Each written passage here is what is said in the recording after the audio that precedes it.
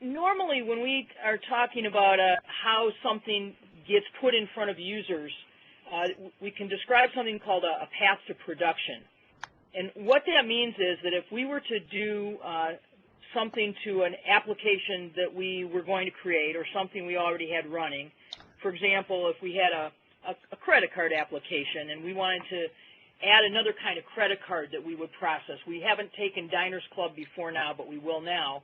We'd have a process where we'd lay out some requirements, and then some people would work on how to develop that application on a whole set of servers that are called development servers and often referred to by people who are programmers as dev. So it's the dev environment.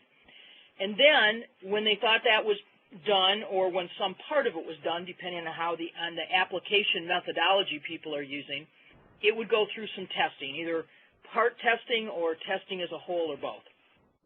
That's another whole set of servers.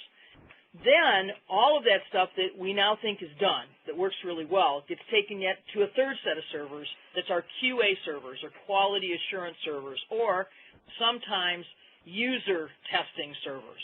Okay, we want to make sure that not only does the code run and everything works the way it should, but that it actually works really well for users. And then finally, when each of those three sets of work have been done, now we're ready to take this application that we have and put it into production. Now, when we look at a new patch for Microsoft Exchange or something new that's going to be applied in a sort of a standard application that's been written, it goes through all those steps, and still we know that we can get all the way to production and things don't quite run the way we'd love them to. And we go back and say, okay, what did we miss and how can we do different or better next time? But the other thing is, it's hard to test even in quality assurance and testing with the kinds of numbers that we might have in the real world, where we have hundreds of thousands of people hitting a page at the same time, but we aren't able to test with more than 5 or 6 people, those kinds of things. So despite the best laid plans, this doesn't always do what we want it to do. But the reason that I want to talk to you about this is that in SharePoint it's even a little bit more interesting than this. Because in SharePoint, you all who are site owners, most of the time when you are working in production. You're not working in a development environment. You're not working in a test environment or quality assurance. You're working in production. And this becomes increasingly important as we are doing more and more things to change our site. So when you go make a change, you're making a change in a live environment, the production environment that people are using, which would be the equivalent of just going into that application, that credit card app, and changing the drop-downs to say Diners Club, and maybe doing some other things, making some other changes that you didn't intend, but you're changing it with real users who are still trying to use that application every single day.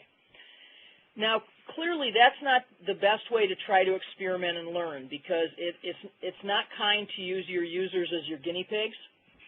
And so that's the reason that we actually have sites on the UAT2 training server for you.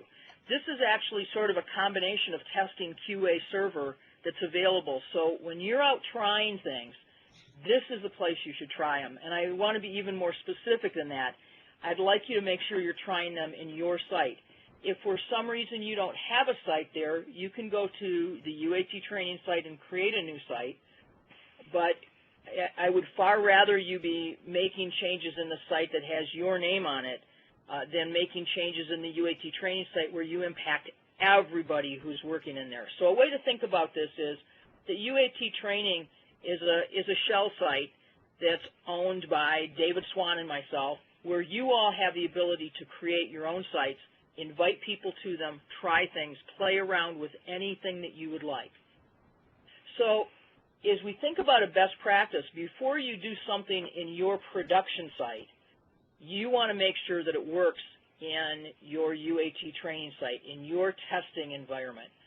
And then, depending on what it is you're doing, the next conversation might be a conversation with somebody in IT to say, okay, this is what I did it in the UAT training site, it works just fine on my own site. Are there any things I should think about before I would do that same thing in production?